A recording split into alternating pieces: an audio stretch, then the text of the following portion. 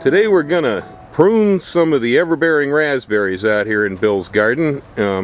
There's Scotty over there. He's helping to strip off the last of the fruit on the canes that overwintered.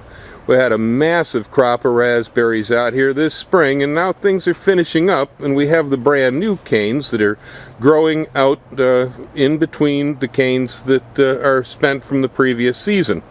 This is the hardest job with raspberries, is getting in there when there's leaves on the plants and cutting out the old canes.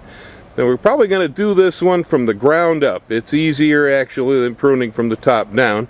So as soon as Scott gets done eating up the extra of the raspberries left in there, we're going to go ahead and see what we can do about cutting on them. Well, here I am down on the ground. As I said, we're going to prune these raspberries from the bottom up.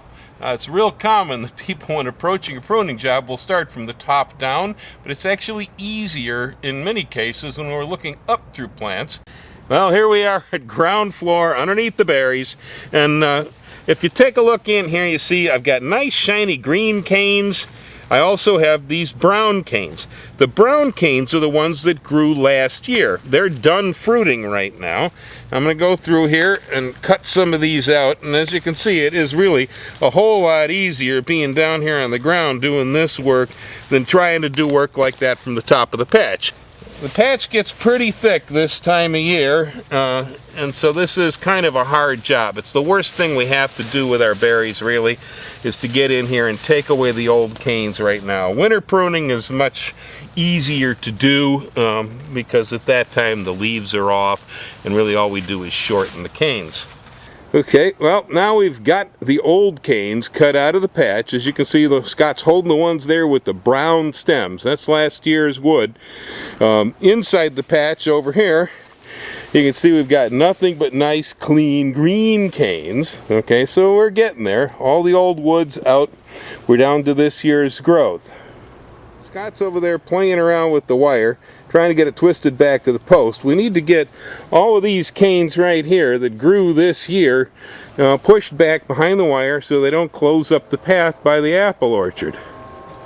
He's working on getting them all herded up in there. Got the wires back up and tensioned, and most of the long canes are herded back inside. Down here by Scott's feet and his hands, you'll see we got a lot of short, thin cane. Well, now we're going to come through here. We're going to take out the short canes that don't quite make it to the wire, the thin ones. I'm going to take out the canes that are on the outside of my boundary. Raspberries are always rambling outward and heading into places where I didn't want them. Here we got some more weak canes right there. Now down deep inside here, I got some stuff that's kind of thick, and so I'm going to go ahead and take a few of these canes out.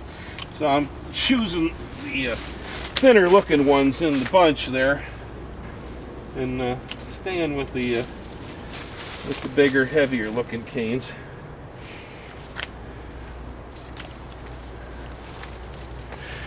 Alright, well, we got the job in the raspberries finished. Everything left in the patch is new growth that came on this spring.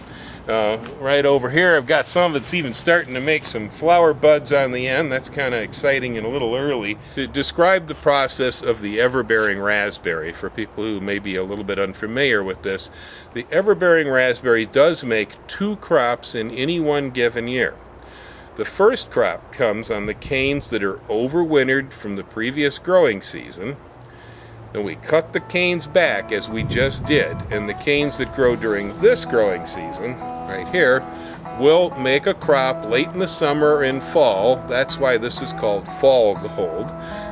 And then we'll overwinter and make another crop the following spring. So each set of canes that grows in the patch actually makes berries twice on the same cane, overwintering, giving you 2 crops every year, one in spring and one in fall.